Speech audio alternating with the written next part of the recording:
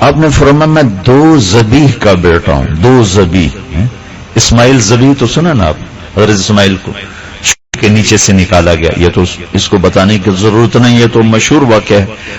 ہر قربانی پر وہ واقعہ تازہ ہو جاتا ہے. سارے علماء خطیب حضرات حضرت ابراہیم علیہ السلام اسماعیل علیہ السلام کا قصہ سناتے ہیں، وہ تو آپ کو معلوم ہے.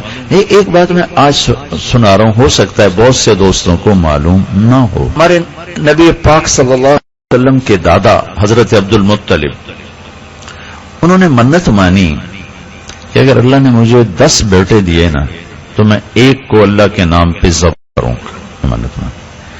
بیت اللہ کا کنواں بند ہو گیا تھا. جب عبد المطلب سردار بنے تو ان کو خواب آیا. 300 سال سے کنواں بند تھا، بنو جرہم نے بند کر دیا تھا کہ پاک پانی نکالو. 3 دن خواب آتا رہا، پاک پانی نکالو، پاک پانی نکالو، پاک پانی نکالو. خواب ختم ہو جاتا تھا. تیسرے دن خواب میں انہوں نے پوچھا ہے کتنے؟ کہ صبح تم حرم میں بیٹھنا، ایک کوا ایک جگہ ٹھونگ مارے گا، بس وہاں کھدائی کرنی. تو عبد المطلب صبح جا کے بیٹھ گئے. کوا آیا، ٹک ٹک ٹک اڑ گیا. تو انہوں نے قریش کو جمع کر کے کہا یہاں وہ ہمارے دادا اسماعیل علیہ السلام کا کنواں ہے، آؤ کھو دیں. کہا بھائی ساڑھے کو پتھر نہیں بننے جاندے، 300 سال گل مک مکا گئے، پانی مک مکا گیا، کتوں آمنا ہے؟ میں تو کروں گا. ان کے بیٹے تھے حارث، اس کو لے کر شروع کیا. تھک گئے باپ بیٹا. پتھر توڑنے کوئی آسان کام تھا. کہنے لگے وہ بھی کوئی سردار نہیں جس کی اولاد نہ ہو. ایک ہی بیٹا تھا اس وقت. اگر اللہ نے مجھے 10 بیٹے دیے تو ایک کو اللہ کے نام پہ ذبح کروں گا. وہ اللہ نے 10 کے 12 دے دی، 15 کئی شادیوں سے. تو انہوں نے سب کو اکٹھا کیا. کہا بھائی میں نے منت مانی تھی کہ ایک کو ذبح کروں گا، تم تیار ہو؟ آج کی اولاد باپ کو پانی پلانے کے لیے تیار نہیں ہے، اور وہ اسلام کی روشنی نہیں ہے. اور بیٹوں نے کہا کہ پہ ہاتھ رکھو گے ذبح ہونے کو تیار. ذبح ہونے کو کہنے نہیں، میں انصاف کروں گا، میں پرچی ڈالوں گا. تو سب کے نام لے کر جو پرچی ڈالی تو حضرت عبداللہ کا نام نکلا ہے، ہمارے نبی کے والد. اچھا، حضرت عبداللہ عبد المطلب کو سب سے زیادہ پسند، محبوب، لیکن سرداری آن انہوں نے اس کا ہاتھ پکڑ لیا. چل. تو مکے میں شور مچ گیا کہ یہ تو نہیں ہوگا، یہ ظلم تو نہیں ہوگا. تو ایک عرب سردار تھا، اس کا ایمان تو نصیب ہوا بعد میں، عاص بن وائل. اس نے کہا عبد المطلب یہ ظلم ہم نہیں ہونے دیں گے. اولاد ذبح کر، اپنی منت کا کفارہ کر، اولاد نہیں ذبح ہوگی. عبد المطلب فرمانے لگے میں سردار ہوں، مجھے اپنے کو پانی دینا ہے. آس نے کہا تو میں کہڑے کوئی کمی ہے، میں بھی سردار ہوں، میں یہ نہیں ہونے دوں گا. لہذا میں سارا مکہ ایک طرف، اکیلے عبد المطلب ایک طرف. تو اچھا بھائی، قطبہ کاہن جو فیصلہ کرے گی. اس زمانے میں پنچایتیں تھیں، اس میں بعض شوب دباز جادوگر قسم کے لوگ ہوتے تھے، عورتیں بھی مرد بھی. وہ جو فیصلہ کرے گی ہمیں قبول ہے. تو ساری پریں وہاں پہنچ گئے. تو اس نے کہا تمہارے ہاں جب کوئی آدمی قتل ہوتا ہے تو اس کا معاوضہ کتنا ہے؟ تو انہوں نے کہا 10 اونٹ اس کا معاوضہ ہے. اچھا آپ لوگ ایسا کرو، ایک پرچی پہ لکھو عبداللہ اور ایک پہ لکھو 10 اونٹ، پھر کوڑا ڈالو. اگر عبداللہ کا نام نکلے تو 10 اور بڑھا دو، اور جب تک عبداللہ کا نام نکلتا رہے 10 بڑھاتے جاؤ.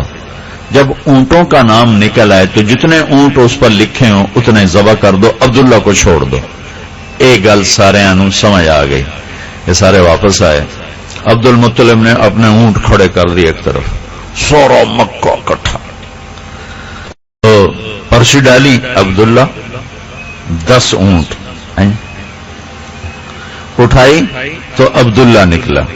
تو انہوں نے 10 اونٹ تو پہلے ایک طرف کھڑے کیے ہوئے تھے، تو انہوں نے 20 ادھر کھڑے کر دیے اور یہاں لکھا 20 اونٹ عبداللہ.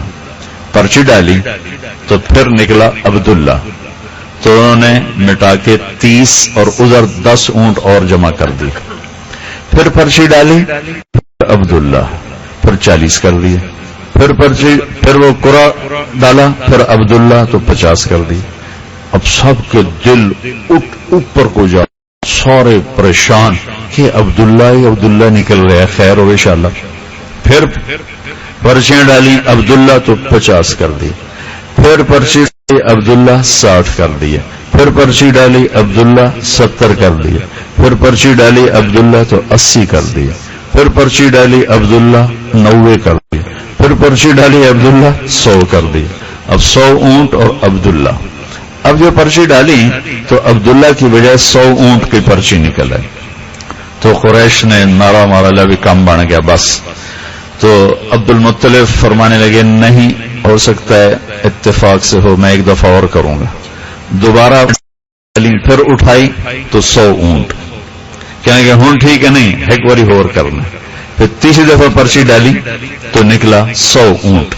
تو عبد المطلب نے 100 اونٹ صفا پہاڑ کے نیچے خود ذبح کیے، تقسیم کیے، اور ہمارے نبی پاک صلی اللہ علیہ وسلم کے والد ماجد کو اللہ نے آزادی دی. اچھا، آپ جس باپ کی پشت میں ہوتے تھے اس کے ماتھے پہ نور ہوتا تھا، نور چمکتا تھا. 2 واقعے ہوئے عجیب. حضرت ہاشم عبد المطلب کے والد، یہ میں انفسکم کی شرح کر رہا ہوں کہ سب سے عالی خاندان ہے میرے اور آپ کے نبی کا. وہ گئے مدینے، اسی سفر میں آگے ان کا انتقال بھی ہو گیا. 32 سال عمر تھی. تو ایک عورت نے آپ کو دیکھا تو ان کو دعوت دی کہ میرے ساتھ ایک رات گزارو. تو وہ کہنے لگے کہ عزت دار شریف ہوں، میں یہ گناہ نہیں کر سکتا. وہاں انہوں نے شادی کی ایک عورت سے، سلمہ بنو نجار. شادی کے 2-3 دن بعد بازار سے گزرے تو وہ عورت آگے سے آ رہی تھی. تو اس کو روک کر فرمانے لگے تم مجھے گناہ کی دعوت دیتی تھی تو شادی کر لو. تو اس نے آپ کے ماتھے کو ایسے دیکھا، کہنے لگی ہاشم میں بھی عزت دار ہوں، کوئی بازاری عورت نہیں ہوں. تیرے ماتھے پر آخری نبی کا نور نظر آیا تھا تو میرے جی میں آیا کہ یہ میرے پیٹ میں آ جائے، پر وہ تو سلمہ لے گئی، اب مجھے کوئی ضرورت نہیں.